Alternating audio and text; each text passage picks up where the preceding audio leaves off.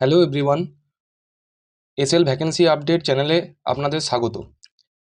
Railway protection force অর্থাৎ RPF constable এবং sub inspector পদে নতুন নিয়োগের বিজ্ঞপ্তি নিয়ে আজকের এই ভিডিও।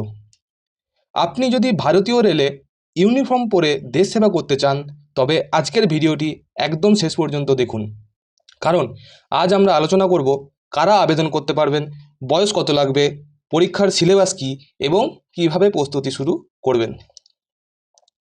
তবে এবারে নোটিফিকেশনে মূলত দুটি পদের কথা বলা হয়েছে, একটি হলো আরপিএফ কনস্টেবল এবং আরপিএফ এসআই।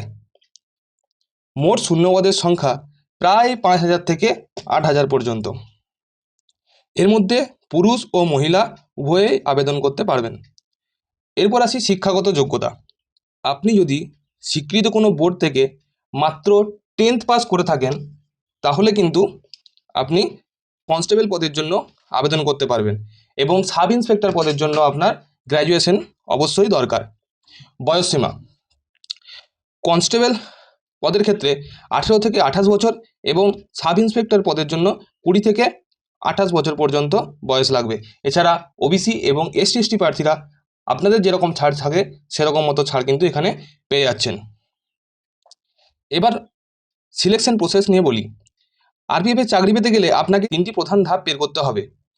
প্রথম হলো সিবিটি, তারপর পিইটি এবং পিএমটি এবং শেষে হচ্ছে ডকুমেন্ট ভেরিফিকেশন। পরীক্ষার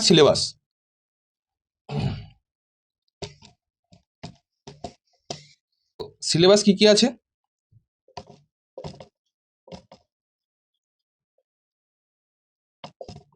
এবার বলবো সিলেবাস। লিখিত পরীক্ষায় মোট 120 মার্কসের পরীক্ষা হবে। সময় থাকবে 90 মিনিট। আমাদের ম্যাথ থাকবে 35 মার্কস, রিজনিং থাকবে 35 মার্কস এবং জিকে থাকবে 50 মার্কসের। নেগেটিভ মার্কিং থাকবে প্রতিটি 3টি ভুল উত্তরের জন্য 1 নাম্বার, মানে হচ্ছে 1/3 নেগেটিভ মার্কিং। শারীরিক সক্ষমতা ফিজিক্যাল স্ট্যান্ডার্ড থাকবে।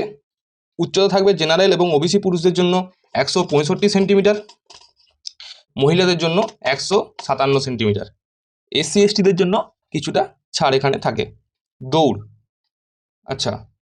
দৌড় হচ্ছে ছেলেদের ক্ষেত্রে, মেলদের ক্ষেত্রে হচ্ছে 1600 মিটার 5 মিনিট 45 সেকেন্ড এবং মহিলাদের ক্ষেত্রে 800 মিটার থাকে 3 মিনিট 40 সেকেন্ড।